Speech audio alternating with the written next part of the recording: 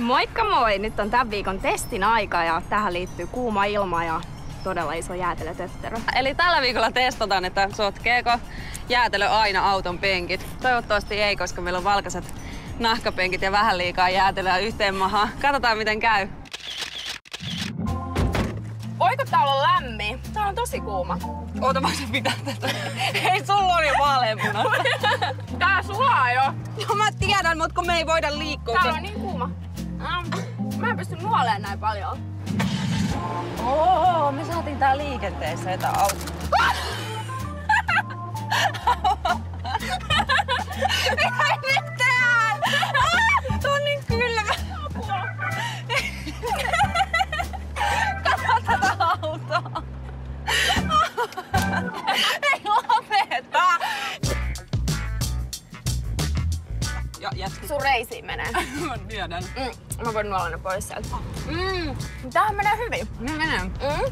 Vaikka onkin kauhean kuuma, niin ei tää kauheasti sula. Tän ehtii kyllä nuolla. Vaikka meillä oli aluksi tosi vaikeeta. Tää on kyllä niinku... Oh my god! Poliisit tulee! Apua! Onko missä? Tosta meidän edestä.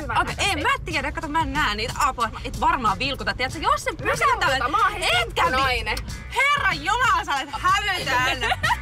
Katri! Valuuks sul? Ei. Vähän. Mulla on tää mun töttörö ihan vinossa. Niin onkin, mutta kun sul murtuu. Mutta tää on itse asiassa paljon parempi, tiiätkö? Tätä pystyy tälleen, tiedät. Joo, kyllä mä tiedän. Tuttu liike. Oh. Siinä oli ihan ok. Ai mikä? Ai kundi. Mies. No, mitä rumempi auto, niin sitä komeampi kundi. Mitä rumempi mies, se parempi auto.